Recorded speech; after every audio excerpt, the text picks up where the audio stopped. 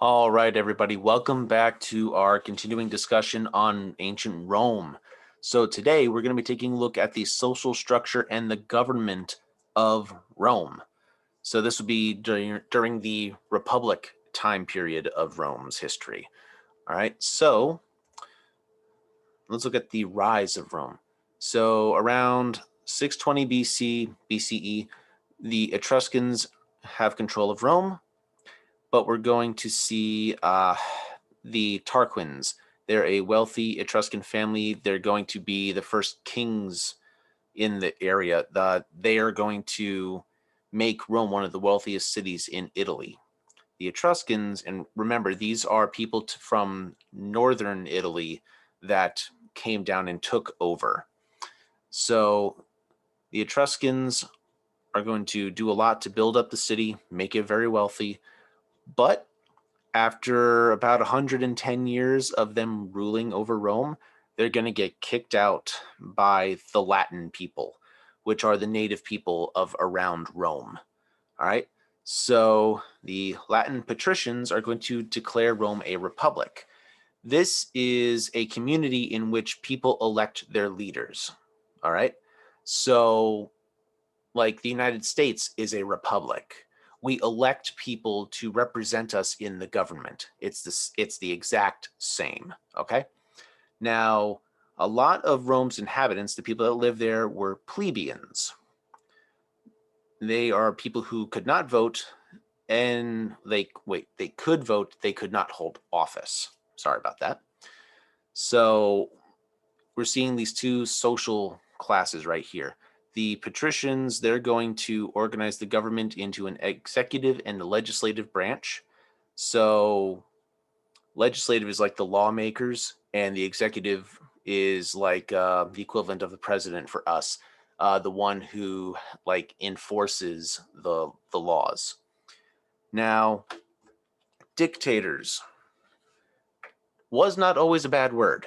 So they, in ancient times, like for Rome, they were temporarily appointed or made leader of Rome during a time of crisis.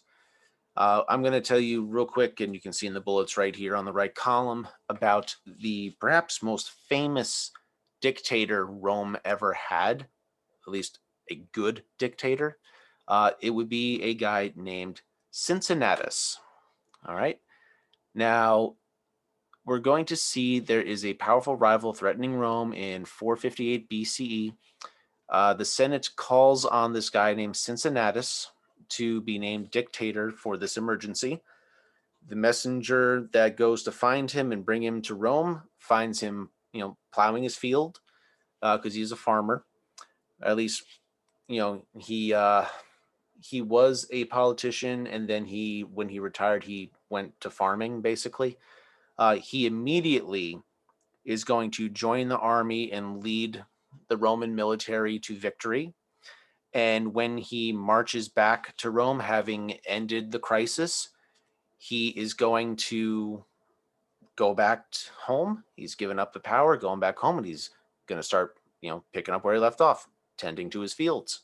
After 16 days of being the most powerful man in Rome, he just gives all the power away and he goes back to his job. That is what the tradition was for a dictator in Rome for hundreds of years to follow. All right. So the Roman Republic, this is a form of democracy. Now, the difference is a republic is a representative democracy. Basically, we are going to elect people like us, the majority, the common people. We elect people to represent us in the government, and we elect them because they will voice our needs to the government so that they can be addressed.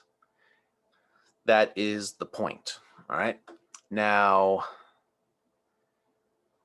the people who are not allowed to participate, women, it says most aliens here, and by that I mean foreigners. So if you were not born in Rome, and also slaves, they had no government like participation being allowed for them either.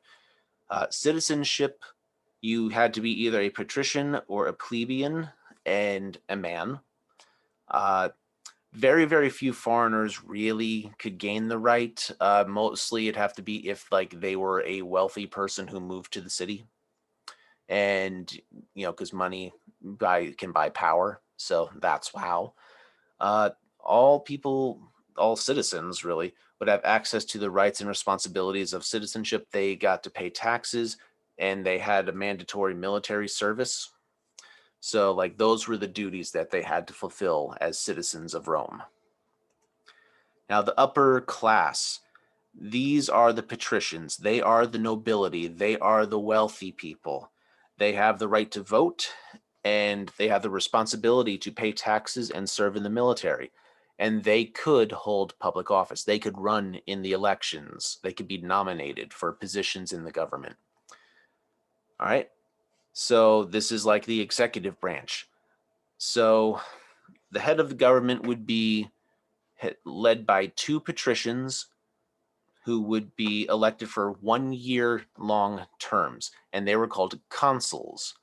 And because they had to consult one another before making decisions, the both of them had to agree.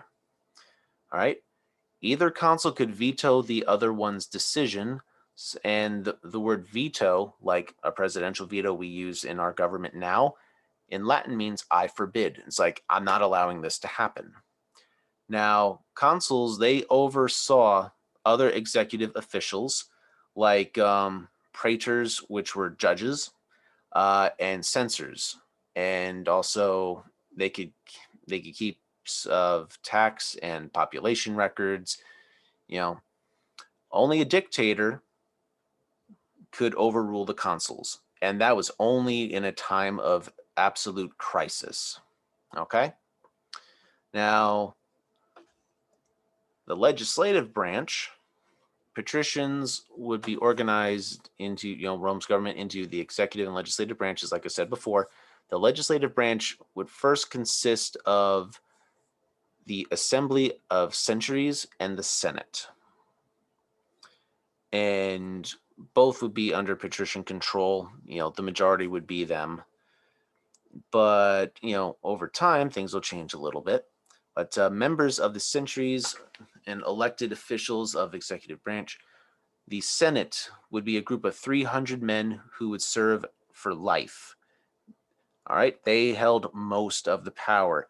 You were going to be getting things done if you were in the Senate. Now, they would advise the consuls. They would talk about foreign policy, how we're going to act towards our neighbors and to just other foreign powers. They would be coming up with laws. They would approve different contracts for construction, such as with roads, temples, defenses against enemy attack, all such as that. The senators had to vote on approval of all of these things. Now, the lower class, these were the plebeians. This is the vast majority of the population. Figure it's a good like 80, 85, 90% of the population is the plebeians. They have the right to vote. They are responsible for paying taxes and serving in the military, but they could not hold public office, at least not for quite some time, okay? Slaves, yeah, they had no political rights, and their enslavement was not based on their race. It was just based on them being like conquered people by the Romans, or being prisoners who, instead of maybe serving time in prison, they were made a slave. And, they could be a house slave to a wealthy person, or they could be working in labor camps. You never know. So it did not matter what their skin was, what their religion was, what their ethnicity was. Sometimes you were just unlucky. All right, plebeians against patricians. The plebeians resented their lack of power. So these are the lower classes. They resent this, and they eventually are going to refuse to fight in the army because they're not allowed political power. So this is going to frighten the patricians, the upper class, a lot. So the patricians are going to recognize the plebeians chosen representatives, which is the tribunes, and we're going to see just more getting added into the government. So, like we go back here, the tribunes. These are important representatives of the plebeians. All right. Now, the biggest thing that the plebeians are going to bring into Roman government is a law code, written down law code, very straight and to the point, called the 12 Tables. All right. Now, these laws would be before these were written down. It was mostly unwritten traditions that patrician judges often interpreted to favor whoever they wanted. The plebeians insisted that laws should be written down. That way, everybody knows what the law is, and you can't sway things in your own interest. And the idea of innocent until proven guilty comes from the 12 Tables. We have that in our own government and law system now. All right. So in 451 BCE, the patricians are going to have the laws engraved onto 12 bronze tablets and are going to be set in the Forum of Rome, which is like the town center, so that everyone can read them and know what the laws are. All right. It's going to establish the idea that all free citizens had the right to the law's protection. Okay. So if you're a citizen, yeah, these laws should protect you. All right, last little bit for today, family. This is part of the social aspect, continuing with that. Now, the basic unit of Roman society was the family. Most families were large and pretty close to each other. In Roman families, the father was the head of the house. Nobody questioned him. Women had few legal rights, but they had more freedoms than Greek women did. So yeah, I guess a good comparison would be like if you were comparing like Kansas to New York City type of deal for freedoms allowed. Like you think of Kansas, you think it might be a little stuck up. People aren't getting crazy, but in New York, people can do just about whatever they want besides kill each other and drugs. So yeah, all right.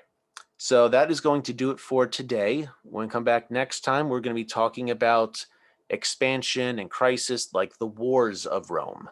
So you're definitely not going to want to miss that, guys. So I will talk to you then.